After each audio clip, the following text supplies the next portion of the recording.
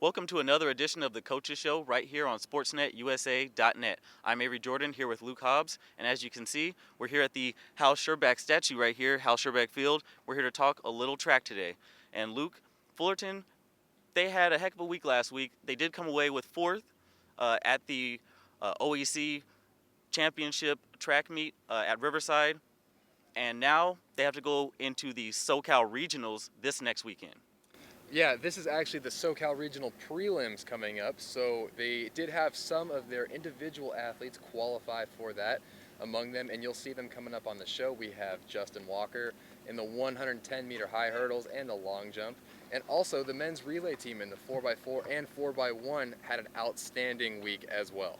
As qualifiers, the top 5 spots are chosen to move on to the next round. I'm fairly confident, especially with talent such as, like you mentioned, Justin Walker and Jordan Reese on the team. Yeah, they really do have a strong chance in some of these areas. You're going to hear some of the athletes talking about the performances they think that they're going to need to have to move on. But overall, this is a step up in competition for them. The OEC, always so competitive in everything, but now they're getting the best of the best from all across Southern California. And this is just the prelim. So if they qualify, they move on to the SoCal Regional Championships, and then after that, the State Championships. So they have a ways to go here.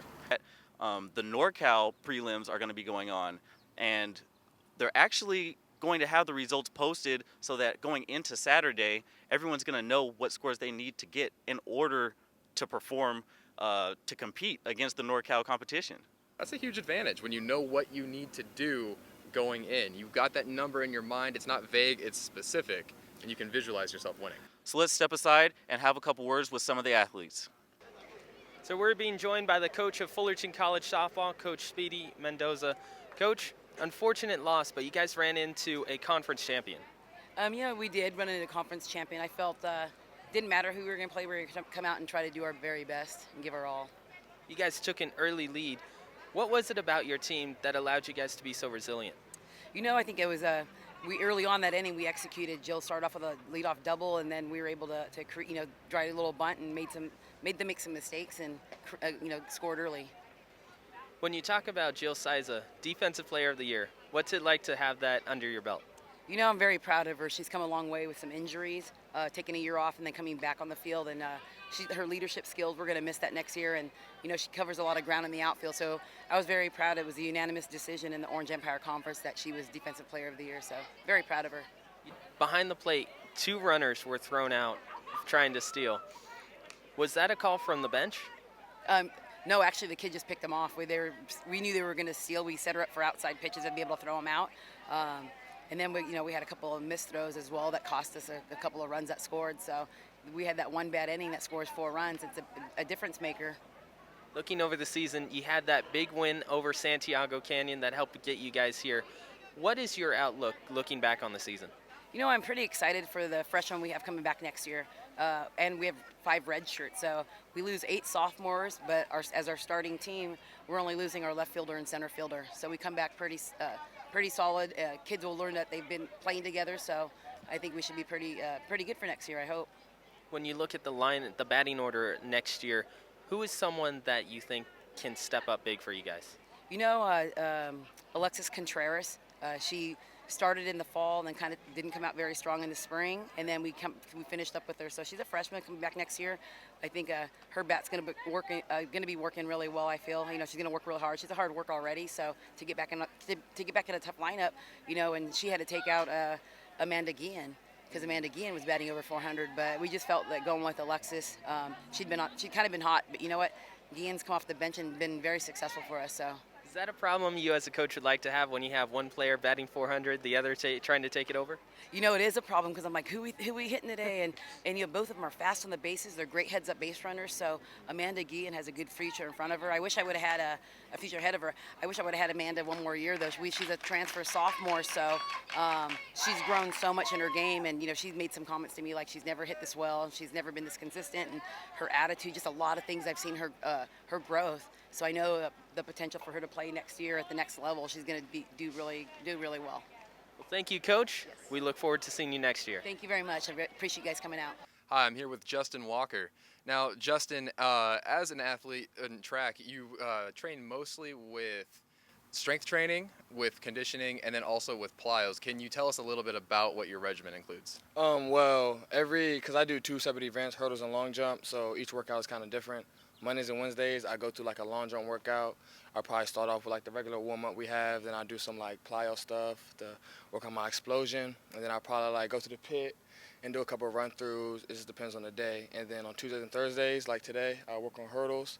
My coach will have a little warm up set up for me, some drills to do, and then like certain stuff he wants me to work on while I go over the hurdles. So it just depends on the day. And you just mentioned that you run hurdles. So I don't know if you know this, but you're actually right there. You're so close to breaking the school record. It was set in 1976. It's at 14 seconds flat. I believe your PR is 14:07. Do you think that you've got a chance of breaking that this year? Oh yeah, definitely. I was kind of close with the 14:07. There was another meet in Long Beach I was supposed to run in. I thought I was gonna break it at that meet, but I didn't run in that meet. But either this week or the state championship, I'm looking to beat the record. It's right there. I can get it. And another record that you're right on the cusp of is the long jump. sir. Yeah, 23.5 is your PR. So what's it going to take to get that one in? I just gotta be consistent on my mark, make sure I hit the board, make sure my run is clean, and just follow all the way through. Just listen to what my coach is telling me and execute, and I should be right there. So when you're running, how aware are you of the foul line? Well, I don't really see it because I'm supposed to take like 9 steps. So I kind of count my steps. Whenever I hit that 9th step, I just jump. And if I'm over or behind, he adjusts me from there. So you don't look at it at all. They just count 9 steps for your stride specifically? Yeah. Like 9 left steps. And then like the 9th step, I should be jumping. And then if I'm not on it or behind it, then he adjusts me and I can go from there. So you're back-to-back OEC champs in both of these events. Congratulations. Appreciate it. Now you're heading into the regional prelims. What do you think the level of competition is going to be like here? It's going to be way better. It's going to be more competitors. People going to run faster times. And I just got to be in my A game, make sure I have a good practice today so I can be ready for it on Saturday. And going back to your training for just a moment, how does it vary from the beginning of the season to now when you're a little more worn down? Beginning of the season, there's a lot more like conditioning, like a lot more longer runs.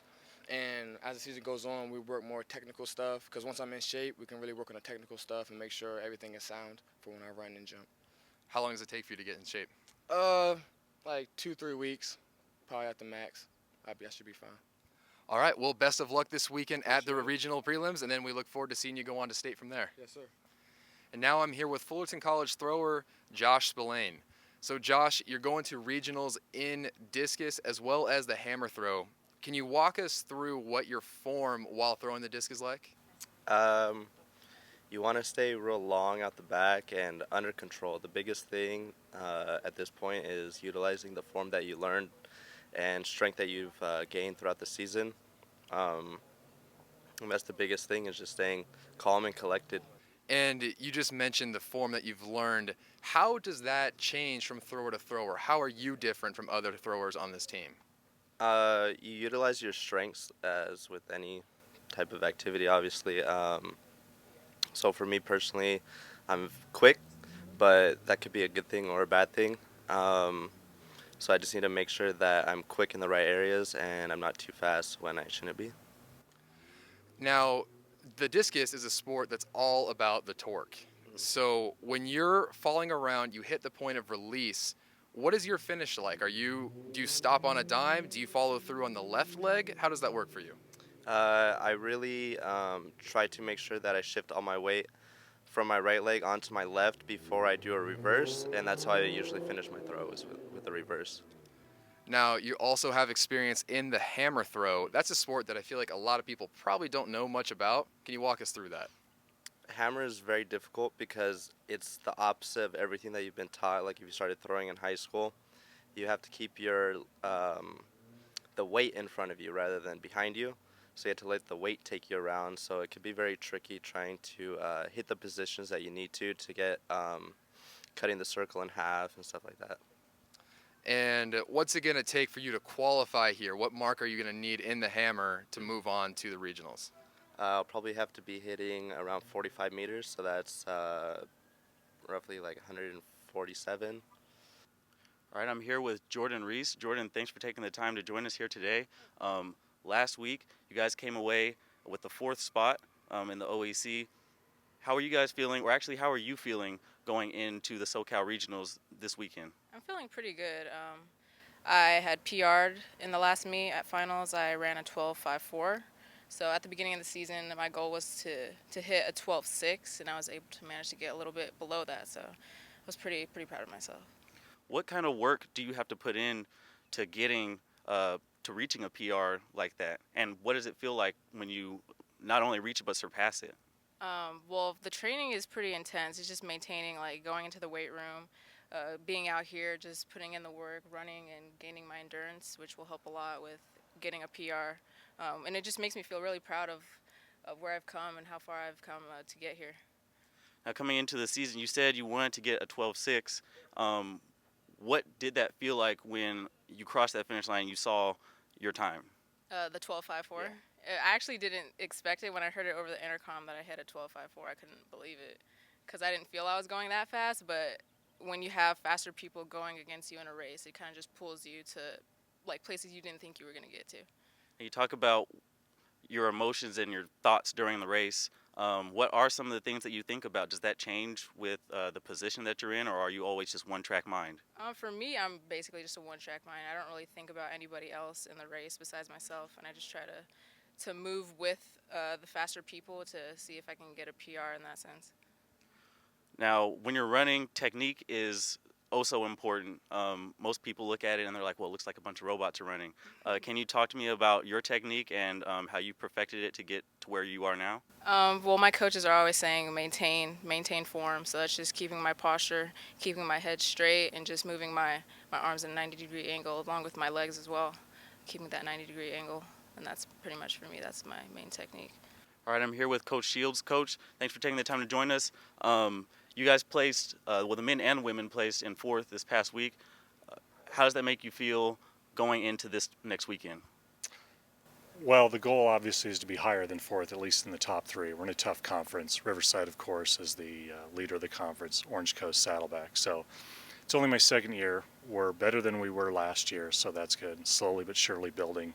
But as far as individual performances, very happy. The men's 4x1 were conference champs, so that was a pleasant surprise. And then we have people in the open events in the long jump, the 110 highs, the open 100, the open 200, and in the long relay, the mile relay, and in the throws, shot, disc, and hammer. So we're spread out very well. We don't have huge numbers, but much better than we were last year. The 4x1's ranked 4th right now in the whole southern region, so that bodes well. And of course, Justin Walker ranks number 1 in the long jump and the high hurdles. Now, you mentioned talent like Justin Walker. What's it like to work with an athlete such as that who's pretty much just all over the place during a track meet? Well, it certainly makes it more enjoyable. Somebody like that makes you look good.